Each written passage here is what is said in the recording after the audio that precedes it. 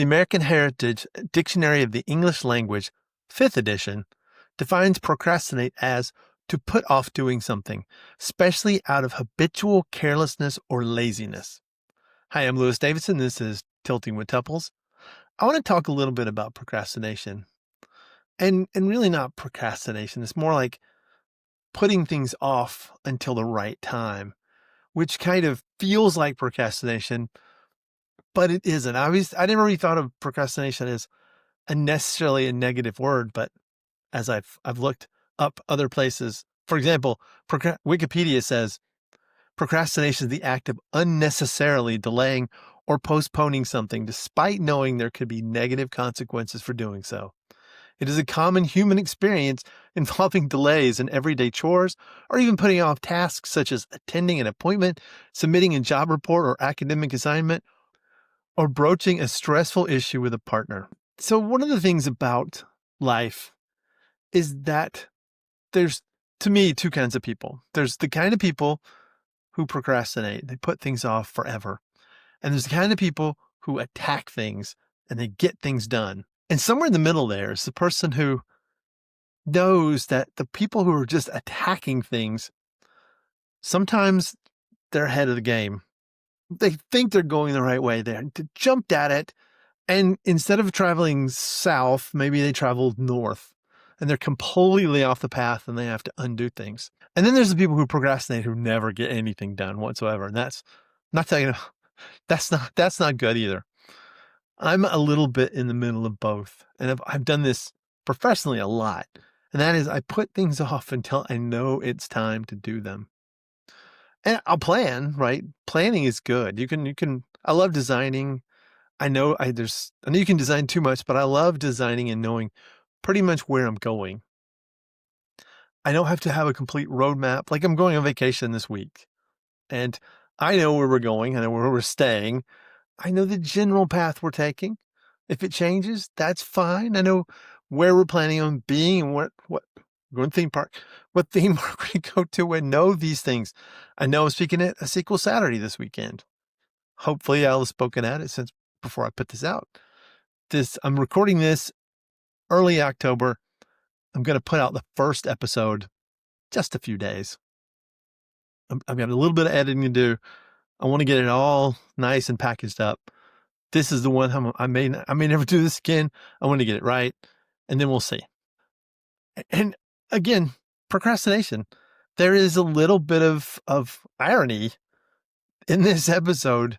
Not only am I procrastinating putting it out or postponing, I'm thoughtfully putting it off because I'm frightened of what might come. I'm frightened about what people will say. I'm frightened about what people think. I'm frightened about having to look at it and hear it myself and figure out how to post it, how to get things done. I know how to record, and with the new started using Riverside.fm for editing, much better.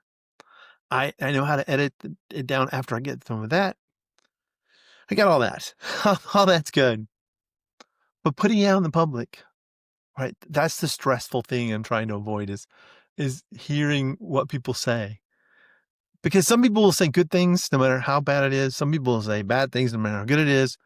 And there's a small group of people who on the internet, you can truly trust their opinion in public. Now in private, I'm this way. I'm good to tell people, that's good. I like it.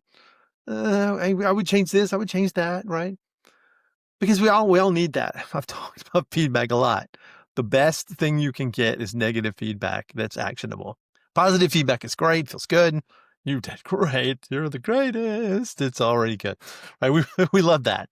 But we also know that if you're not the greatest, being told you're the greatest is not always ideal. I was listening to Tinker Tailor Soldier Spy the other day. It's an BBC dramatization of this. And I love these. I love listening to dramatizations. I don't really listen to books very much on tape. Books on, Audible. I don't listen to books. I listen to dramatizations. TV shows. I like watching TV shows without the picture.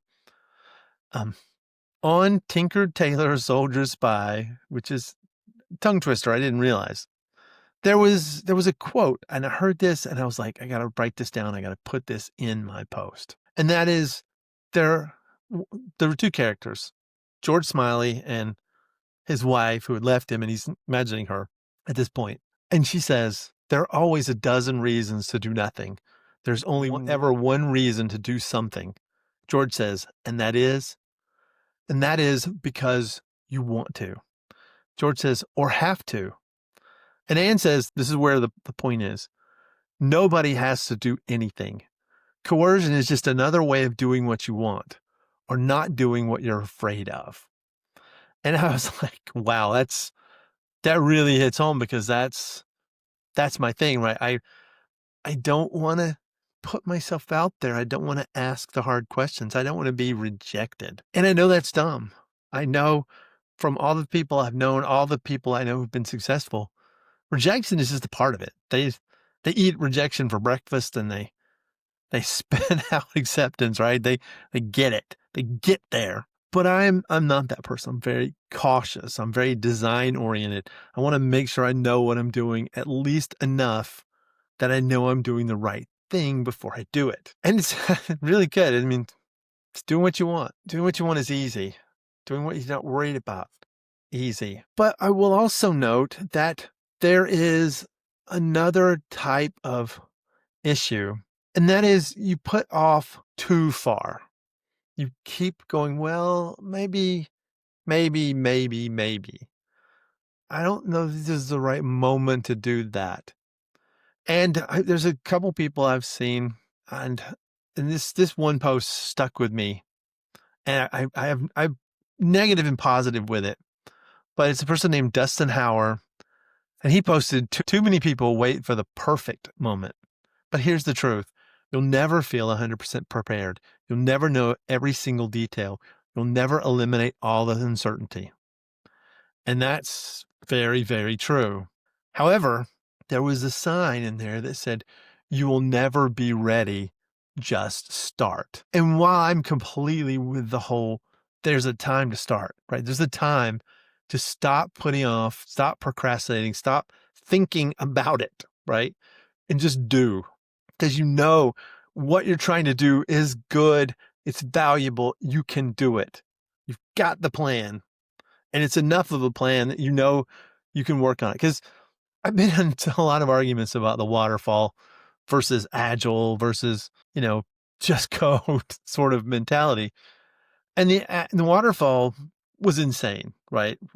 First project I ever worked on, the only project I remember working on that was truly waterfall. There's a company that for 2 years has studied this organization I worked for. And I started soon after that.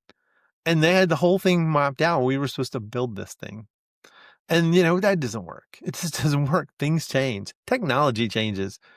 Like, what if you'd done that a year ago and you just finished, and then AI was like, hey, let's do something different. What we're going to do now is this. You don't need to go that far. You need to build software. You need to get it done. You need to get something out. You got fine.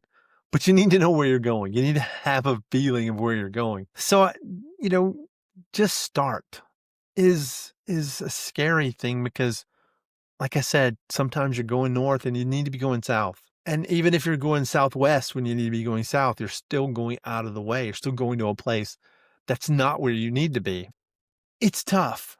But one of the things I've always done is just sort of, got to the place where I was happy and I was ready to go, and I kicked off.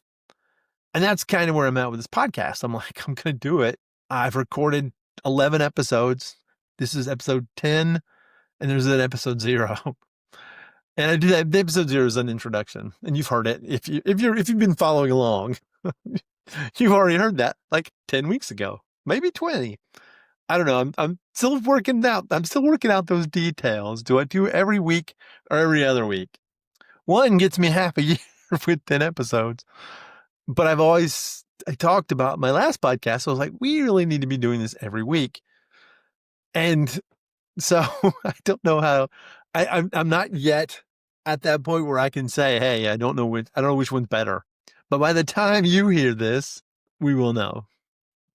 And I'll do another episode. I'll talk about it. I'll wrap it up, live at that point in time, whether it's, in the holidays or some other time. So deciding when you're right, deciding when you've got enough design. One of my first projects, we built this system for a chemical company, and we were supposed to, record the quality of the material so they could go in and send it out, and certain qualities could be sent to certain people. And, we got to a place where we thought we were ready to go. And well, it turned out we missed some requirements. And the first week this system went live, the company was like, we need to ship some slightly out of quality banned material. And that was not the requirements we believed were to be implemented. And so they could not do that. And there was wailing and gnashing of teeth. We had to get that fixed. No, get rid of the things that keep that from being. I don't know how you know. I'd love to hear from you. How do you know when it's time? How do you know when you're ready enough? Where's that place? Where's the place of ready enough? When do you know that you are where you wanted to be without a plan? And I love the concepts of Agile. I like the idea that every week, every 2 weeks, every month, you can say, okay, we're not working on that anymore. It's not done. It's not done. The customer wants this. We want to do that now because that's worth more than you finishing the other work. And so it's hard. I get up late at night trying to figure out, what's time? What am I ready for? What can I do good enough that'll, meet the needs that I'm trying to meet and tell people the things I want to tell them properly. And so this is the end of the season. And it's been interesting getting to this point. One of the final major points I want to cover. I want to wrap up pretty much what I've talked about for this series is that you need to make sure you get what you're supposed to get when you build something. AI is great, but don't think of it as, this is the thing I have to have. If I don't have this, it's nothing, right? People like it, but people don't need it that much. You put out software, build software, testing it in production is a thing, right? You're going to test your software in production. And you're going to have to understand that the one big thing about why we are data people, assuming you're a data person listening to this, you might be, might have my Disney friends listening. Just totally cool. I like that. But if you're building databases, you are building databases because you want to store some data and then report on it and act on it and get something out of it. And every application you build, just going to go episode to episode. You could have just listened to this and got the whole deal. Every application you build is a data application. Every one you build needs to have that in mind, that I'm building an app that does something. It's a video app. It's a catalog of books apps. Right. There's all sorts of apps that have nothing to do with data, but every one of them stores data, and that data is important. That the taking in of data, building things, and putting it into a database is like what your app is doing. It's what you're getting out of it. And some of you may not think you're qualified because you're a complete mess. And things you do in life are a complete mess, but that doesn't matter. I'm a complete mess. I'm an absolute mess. My office, I won't lie, there's a pair of socks on my desk because I was going to wear them today when I went to the gym, but I didn't end up going to the gym, so I didn't end up wearing the socks. And so I'm a mess. I know how to do these things. I just don't because I'm not motivated to. And motivation is really what you have to keep in mind, because motivation will help you avoid technical debt, right? The problem, what is technical debt? Is I got to finish. Let's figure out how we can do this cheaper, easier, Like, right? And technical debt costs a lot more than it sounds. Delaying something or shipping less stuff, getting less database built, letting less pretty interface, but still getting what you do get out correct is worth so much more than 70 features and only 30 of them work really well. And to do this, to actually get to that sort of area, you need to market yourself. And that is really hard. One of my only negative comments I've had at work in a while, other than the disorganized thing, sometimes keeping records, I'm really bad at that, but was that I don't market myself. So, it probably hurt me in ways I'm not going to talk about right now, but talking about yourself, saying what you do, saying what your part is in the world is important. Not bragging. There's a difference between bragging and marketing yourself. And it's a fine line because you have to be you and keep it straight. It's really hard. I don't like marketing myself, but I do like data quality, and I will market data quality. I'll market tools that help get data quality. No doubt. Right. See if I can get, I got one more to go here. I'll wrap this thing up, but don't get burnt out. Don't let yourself get burnt out. Don't let you push yourself to the level of being burnt out. Push yourself to the level where you're happy to do it. I think everybody should be spending some of their personal time getting better at their craft, because your craft is your craft. It's not your job. It's your craft. You get paid to do your craft at a place, but you should be thinking of yourself, going back to the marketing, so you can market yourself when you need to market yourself one day. And you may never need to market yourself. You may get a job coming out of college, maybe your second or third job, and you go, I will keep this job forever. That may or may not work out. And so you need to make sure you can market yourself. Some people it works out. I know several people who've been at the same company for 10, 20, 30 years. I've been at my current one total 25 years now. Well, in a couple of months. So don't put off too far what you need to get done and what you're trying to get done, but put it off enough so you make sure that the people that have asked you to build things actually have what they want in mind. Don't just jump at the name. Like, people do that a lot. We need an invoicing system. Okay, I'll get it. Let me go. I'll get that done for you. You don't know how our system works. You don't know. Every company's different, right? Some aspects are the same. Some are different, especially marketing. Marketing is a complete beast. Being in the data system now, working with marketing, trying to tell marketing, you need to there's a lot they want to do. They want to know what their customers are doing without letting the customers know that they're doing it, without making them feel like they're being spied on. But yeah, get as much information as you can. Wow, really hard to do. You don't want to keep too much information, but you want to keep enough information so you can know what's working. Are people reading this blog? Are people watching this video?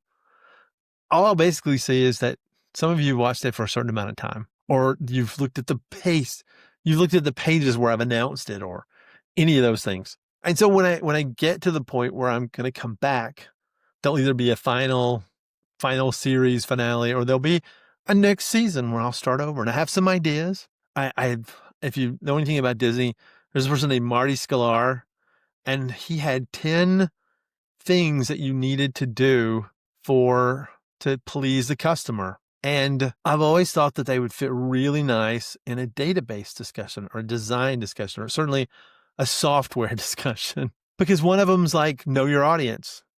Don't bore people. Wear your guest shoes. Programmers don't do that enough. Things like that. So I've got ideas. I'm excited to do them, and they'll either turn into just blogs, or I'll forget it and I'll give up. And I don't think I'll give up.